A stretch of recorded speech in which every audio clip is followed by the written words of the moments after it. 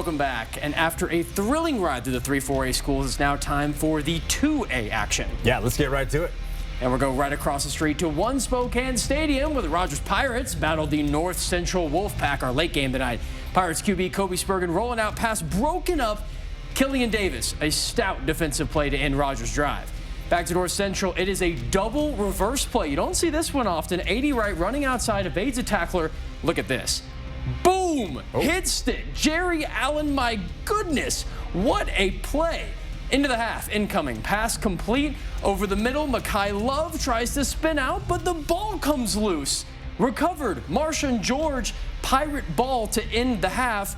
So we go to the second half. First Rogers drive. It's a handoff to Allen again. Now on offense, the senior breaking tackles. The game's opening points. Incredible run for him. Rogers would keep the offense up well in the second half. They win this one 20-6. All right, it is the amazing Stag mascot in town for the Deer Park East Valley game way up north. Quarterback Taryn Fields going to roll out to his right, turn on the jets, and then he will bolt for the end zone. You see it right there, touchdown East Valley. What a play to take the lead. EV still cooking next quarter. Fields fakes the handoff this time, then throws to the end zone. There it goes, pass complete and ran in for another Knights touchdown. Fields having a field day tonight, the senior QB. Moments later, we'll get in for a rushing score. East Valley simply dominant on the road tonight. They stave off a Stag comeback as they take the win 26-13 and stay atop the GSL 2A standings with a 2-0 league record. All right, taking a look at a couple other scores here. It was West Valley going on the road down to Pullman, and the Eagles beat the Greyhounds by a count of 21-3. And then between Clarkston and Omak, well, Clarkston, the Bantams, get blanked on a long road trip up north. 42-0 is that final. Let's head over to the 2B ranks now. The Freeman Scotties welcoming the Asotin Panthers. Freeman trying to improve to 3-1 on the season. It's always tough to beat the view of sunsets at Freeman Stadium. Look at that shot. Asotin quarterback Cody Ellis trying to buy a little bit of time. He's scrambling, getting out of the pocket. He's telling Wyatt Caldwell, go deep, go deep. Ellis heaves it up. Caldwell, he's wide open for the big-time gain, putting the Panthers in business early on. And they would capitalize just moments later. Carson Reedy was ready for the contact, taking on a defender, barreling his way for the touchdown, giving Asotin some momentum on the road. But the Scotties get it going a little bit later. Logan Schultz hitting Tice Gilbert on the slant. Look at this cutback. Gilbert finding all the daylight tonight, takes it all the way down to the 5. That would lead to a touchdown run by Schultz. And let's check out this final score, 58-14. Freeman coming away with a big-time win. They get to 3-1.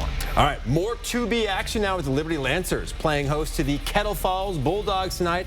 Kettle on the move here. Quarterback Mace Theverge finds Zach Birch over the middle. Birch is looking to get into the end zone, but he gets taken down just shy of the goal line right here. The Bulldogs will score moments later, though. The Lancers trying to make something happen. Donald Holwenger scrambles around. The pass is tipped, and then it's picked off by Bradley Jacobson. A big stop for the Kettle Falls defense to keep the Lancers off the board, but Liberty still has some fight left in them. Holwenger on the quick out to Deegan Harden, who breaks the initial tackle and then high steps his way into the end zone. That would cut Kettle's lead to just 6 at that point at 34-28, but they would get no closer. The Bulldogs with a big win on the road tonight. 40-28 is the final from Spangle.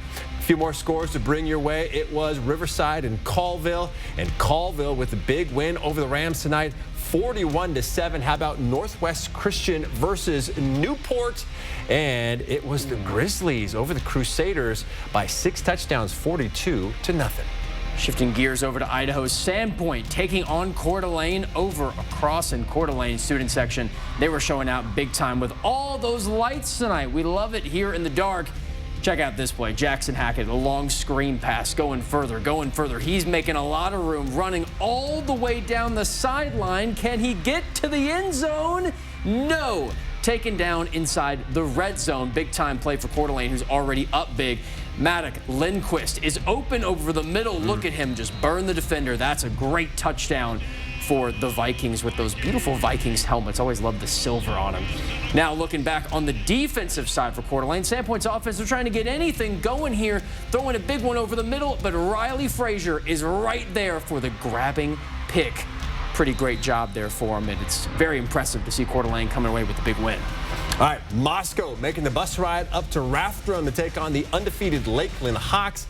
And the home team was cooking early. Cash Lund takes the handoff on the end around, and he has a host of blockers out in front of him. Lund outruns everyone to the end zone as Lakeland looks to take control of this one. The Bears trying to answer here, but the snap, well, it gets past Wyatt Cross, who has no choice but to just cover it up with the Hawks defense swarming him in the backfield, and this one was all Lakeland. Griffin Tamagni tries the right side, gets in for the short touchdown run to put the Hawks in front by a count of 21-zip at that point. And after striking on the ground, Lakeland strikes through the air. Peyton Hellman, the quick hitter to Broxton Lukey, who jukes defender, stays on his feet and gets in for the score. Let's see if we got a final here from this one. That would make it 28-0 at that point.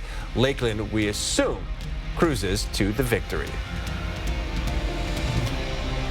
Lake City ends up winning big time over Eisenhower out in Washington, 49-0, the home win. Lake City, that's their first win of the season. And then looking at the Post Falls game against Glacier Peak, well, they can't get the job done against a Washington opponent. Glacier Peak real far away. Post Falls cannot negate that kind of road trip, and they end up at home following this one 30-18. And in case you missed it last night, we had a doubleheader over at One Spokane Stadium. Lewis and Clark Tigers were up first, using a dominant second half to beat the University Tigers. But Tiger quarterback Calvin Killian scoring twice in the final frame, completing the win.